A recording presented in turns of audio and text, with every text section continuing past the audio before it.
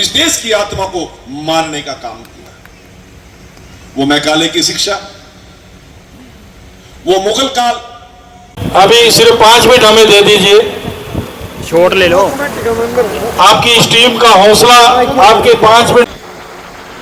केवल एक भगवान वाल्मीकि जी का स्वरूप बदल के किताबों में लिख दिया, ऐसा नहीं हुआ हमारे आने बिछड़ जाने का काम नहीं किया। उन्होंने तो सबसे बड़े विश्वविद्यालय तक्षशिला और नालंदा को भी खत्म करने का उन लोगों ने कुंठित प्रयास किया था। सनातन को जड़ से खत्म करने की योजना थी। संत शिरोमणि रविदास जी महाराज,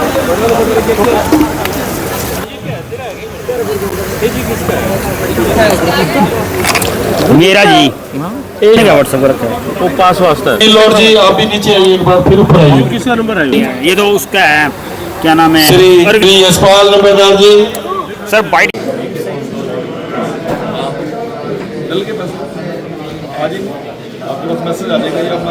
क्षेत्र द्वारा रामायण रचयिता आदि कवि महर्षि वाल्मीकि जयंती समारोह जाट धर्मशाला कुरुक्षेत्र में मनाया गया और मैं आभारी हूं हमारे जाट सभा के प्रधान आदरणीय भाई कृष्ण शोकन जी का, आदरणीय श्री गुरनाम सिंह सैनी जो हमारे सैनी समाज के प्रधान हैं, भाई सतवीर मंगोली जी और सभी कार्यकारिणी के साथी यहाँ पर उपस्थित हैं।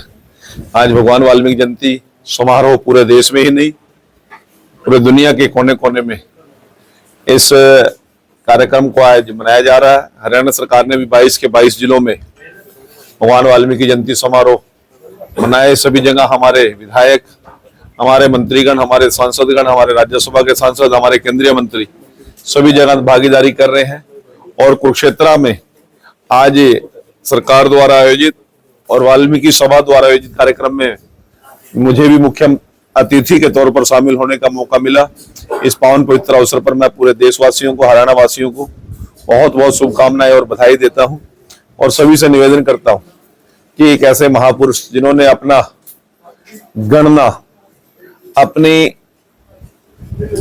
अनुभव को एक ऐसे महाकाव्य में डाल दिया और उस गणना और उस अनुभव को आज करोड़ों साल के बाद भी कोई झुठला नहीं पाया। पूरे मानव जाति को जीवन दर्शन देने का काम किया। समरसता का यदि सबसे बड़ा संदेश दिया तो भगवान वाल्मीकि जी महाराज ने रामायण के माध्यम से देने का काम किया।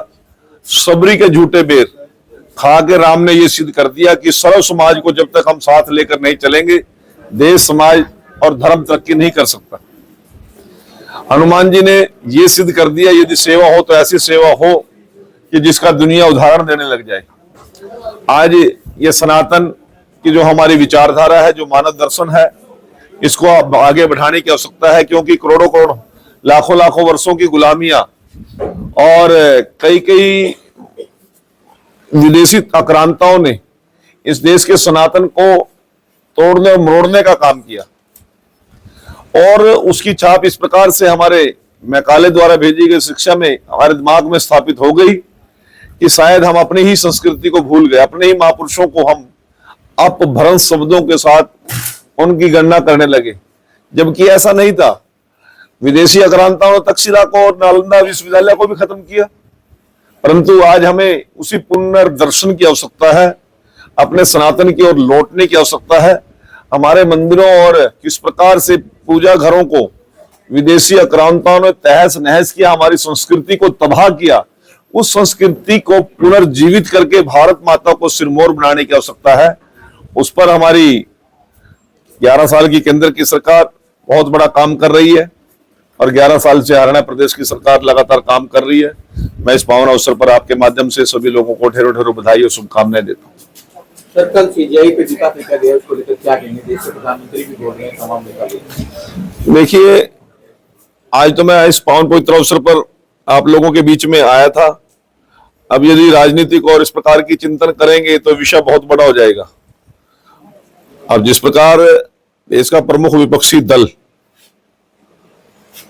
हमारे पड़ोसी देशों में कोई घटनाक्रम होता है उसको भारत से जोड़ने का प्रयास करते हैं, एक ऐसी बचकानी हरकतें देश को रसातल की ओर धकेलने की सोच लेकर जो लोग चले हुए हैं, ये ऐसी मानसिकता का व्यवहार और सोच और सुर्खियों में आने की आदत लोगों की ऐसी घटनाओं को जन्म देती है। मैं भर्त्सना करता हूं एक सर्वोच्च संस्थान को इस प्रकार से अपमानित करने वाले व्यक्तियों को अपनी सोच पर चिंता करनी चाहिए, ऐसे विचार पैदा करने वालों को अपना चिंतन करना चाहिए। कल चुनाव घोषित हुए लगता है बिहार में? हम बिहार में 6 नवंबर और 11 नवंबर की 2 डेट चुनाव की मुख्य चुनाव आयुक्त ने अपनी प्रेस करके उसको किया गया है, और हरियाणा प्रदेश के भी बहुत से नेताओं के इसमें मेरी भी आज ही मैसेज आया बिहार के लिए, मेरी भी ड्यूटी लगी है और एनडीए की सरकार लगातार प्रतिनिधित्व बिहार का कर रही है, अगली बार भी करेगी। की तरक्की उन्नति के लिए जापान बहुत बड़ा इन्वेस्टमेंट हरियाणा में कर रहा है। खरखोदा में एक मारुति का बहुत बड़ा प्लांट, और हरियाणा के उद्योग के अंदर एक नई क्रांति आ जाएगी।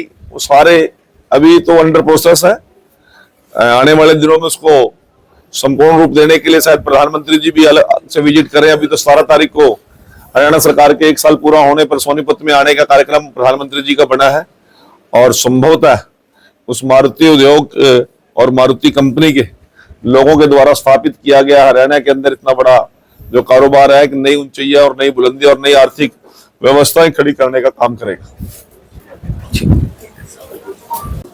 सबसे पहले तो महर्षि वाल्मीकि जयंती की पूरे देश और प्रदेश वासियों को हार्दिक बधाई व हार्दिक शुभकामनाएं।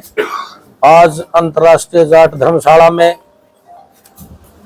महर्षि वाल्मीकि जयंती मनाने की हमने एक शुरुआत की, और इस तरह के जो महापुरुष किसी एक कम्युनिटी के नहीं होते। रामायण के रचयिता महर्षि वाल्मीकि जी ने जो रचना की, उससे हर वर्ग को एक दिशा मिलती है, और हमारा अंतर्राष्ट्रीय जाट धर्मशाला जिसका निर्माण हमारे बुजुर्गों ने किया, वो एक इसी सोच के साथ किया कि सेवा, समर्पण और भक्ति और 36 बरादरी को साथ लेकर के चलने का एक ये अंतर्राष्ट्रीय लेवल की जो ये संस्था बनाई है, ये बिल्कुल सेवा भाव से और सनातन धर्म को आगे बढ़ाने के लिए और 36 बरादरी को साथ लेकर के चलाने के लिए हम यहाँ ऐसी सोच लेकर के इस संस्था में हमारे जो पूरी कमेटी और पूरा समाज इस तरह के कार्यक्रम हम यहाँ पर करते रहते हैं और करते रहेंगे। आप लोगों का बहुत बहुत धन्यवाद।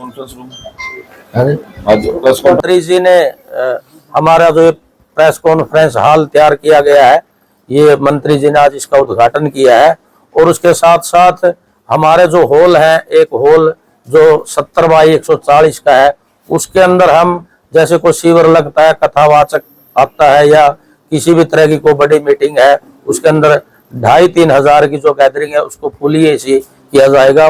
और उसी के ऊपर एक और दूसरा हॉल है जो इसी साइज का है, उसके अंदर एक लाइब्रेरी, और जो जरूरतमंद जो 36 बरादरी के जो बच्चे जो चंडीगढ़ और दिल्ली कोचिंग लेने के लिए नहीं जा सकते, उनकी कोचिंग की एक जल्द ही व्यवस्था की जाएगी, जहां उनके उसके ऊपर एक कोचिंग के लिए लाइब्रेरी के साथ साथ 7 या 8 लगभग क्लासरूम वहां पर बनेंगे।